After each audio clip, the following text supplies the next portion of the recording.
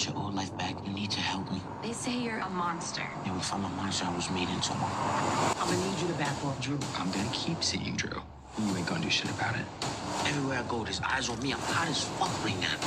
Is there any way someone in the DA's office could have tipped Tariq off? There are consequences to getting caught. What's happening, YouTube power fans, life gainers? Lamont Tyson back in the building, giving you my episode 7 of season 3 power trailer breakdown. Man, all I got to say is, what the hell is going to happen when the three stooges, that includes one woman, of Braden, Effie, and Kane, find out that Lauren is still alive? That is going to put a whole lot more heat on Tariq. But at the end of the day, are we starting to see Tariq really transform more into his father? He done got Big Mama to the same safety with his real mama. And I wonder, would this make him even more dangerous? We're going to talk about that and things that happen in this trailer right now. If you're finding me for the first time, subscribe. Follow me on Instagram, Twitter, the TikTok. Download the podcast. A lot of you have been wondering why I haven't been doing as many power videos. I'm busy trying to break into Hollywood myself. And if you want to help fund one of the films I'm doing, check out this link for Lesbophilia. It's not what it sounds like. It has a good message, and I'll be trying to get this in Sundance, so check it out. And we're going to break this trailer down. But before we do that, there are a couple of things I want to just mention about the last episode that I'm noticing are starting to be pretty big with this series. I think that for Kane, they have made him a lot smarter since he had his meeting with Mecca. He's smarter than what he used to be. And at this point in time, ladies and gentlemen, that dude is really, really dangerous. And I could see him more as a leader than what I think Drew is. And the reason is because when Drew started putting his penis in somebody's butt, or he let somebody put it in his butt, he gets weak. Look at how he was for Everett. And now look at how he is for Gordo. But how is he going to react when he finds out that Gordo killed his daddy? I think he's going to go full on Drew and beat the hell out of somebody.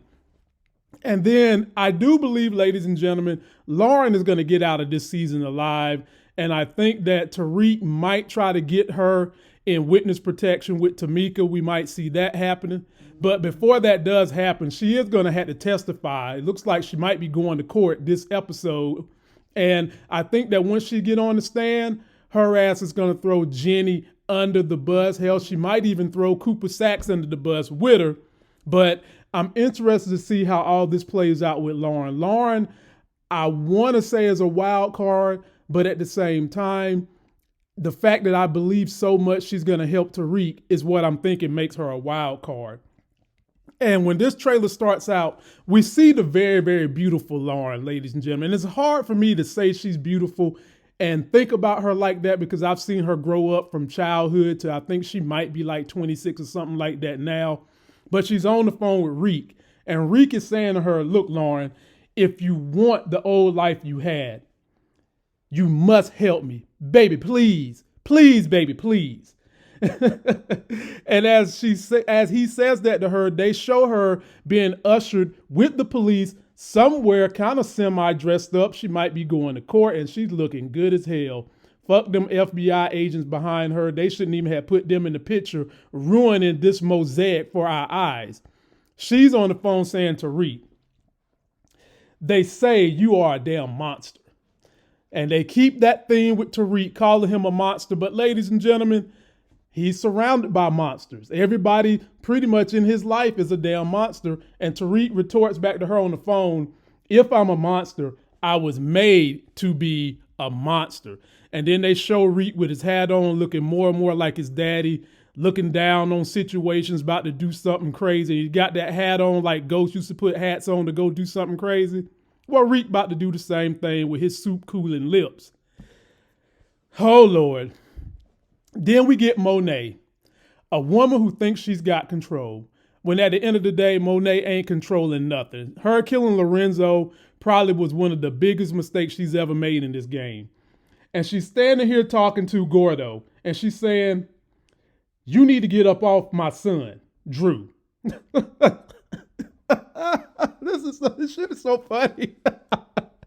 Really, Monet? Do you know how deep, and I literally mean that, Gordo and Drew is into each other? And then the next clip they show Gordo and Drew cooing. You know, Drew got his face on Gordo meat packing hairy ass chest. We see Gordo's nose ring. He's smiling. Ain't no telling what kind of fruits and shit they just pulled out of each other's butthole, enjoying each other. You know how they want to do it. And then in the next scene, Gordo is telling Monet, I'ma keep fucking Drew. You ain't gonna do shit. And ladies and gentlemen, she's not. What can she do? She's not gonna do nothing because she's caught in the proverbial rock and a hard place. If she do something, Gordo can tell. But at the same time, Monet does have a little bit of leverage because if Gordo tells, that's going to ruin the relationship with Drew, but it's also going to throw her under the bus. And I would say she's got a whole lot more to lose than just Gordo. Gordo, if something happens, all he's going to lose is Drew. If Monet tells, she's going to lose all her kids. Or maybe Kane would pull a wild card and try to control her ass. Post your comments and let me know what you think about that. Then, ladies and gentlemen, we hear a voiceover of Reek, and then we see what looks to be some police and some DEAs, and I don't know if this is something going on in the Port of Europe, Port of New York, but then we see some cops that got ESU on it. I'm thinking that's some kind of European agency, and as they're showing that, we hear Reek saying, man, people got eyes on me. I'm hot as fuck. And they show Reek raising his hands up. They show him looking behind his back. And yeah, folks, Reek is hotter than hell in a drought. He's hot as fuck right now. And I don't know how he's making any moves without people watching him. But he's going to have to do something because he's got to save Lauren, who threatens his whole situation. And then we hear Cooper sack, and he's looking at Jenny, who also looks very, very good, ladies and gentlemen. He's saying to Jenny, did someone in the DEA office tip off to Reek? And as he says that, they show us Tate looking behind his back. Now, could we see the European connection come after Tate for some odd reason? Because now we know Tate is dirty. I mean, that's just what he does. And who would be causing Tate to look behind his back in the man? Maybe he's meeting Tariq out at night somewhere because they putting the plan together. And then we see Effie looking up at that camera like, oh shit. I done got Diana in trouble. I'm about to be in trouble. What the hell is we going to do? But I want to hear from you guys. How is this camera going to get Diana or Effie in more trouble with the law? How would this evidence be used against Diana and Effie? Post your comments. And then we see Drew looking very cynical. Now, this is usually the look on Drew's face when they change the music from something melancholy to something dangerous and dastardly. And he's sitting up here with his whole chest out. So I'm assuming he just got done with a beat-in session, literally.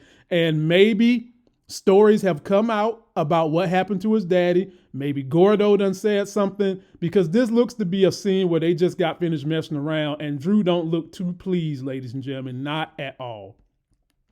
And then they get down to the end of this trailer with Davis McClain talking to Cooper Sacks, and he's saying there are consequences to getting caught. And we see Cooper Sacks sitting there looking at him like, okay, I'm gonna get caught. Okay. But what it seems like they're alluding to, we got the DEA and the ESU, which I do believe is some kind of European criminal cop organization, busting into what appears to be Monet Tejada's house, and she's looking around the corner like, what in the hell? So, ladies and gentlemen, is this the episode Monet finally get the justice her ass deserves and goes to jail and has to suffer the wrath of the Russian Helga in jail and get that ass beat? Post me all your comments. Let me know what you think. I will be going live with Moochie tomorrow night, which is Tuesday, 9 p.m. Don't forget to like the video, comment, subscribe, follow me on Instagram, Twitter, and the TikTok. Download that podcast. And then also, ladies and gentlemen, if you want to support some of the films I'm trying to do, jump on that link for lesbophiliafilm.com. Throw me a little something. Let's make that happen, and I'll keep you posted. Till that next Sex is Hell video, I'll see you.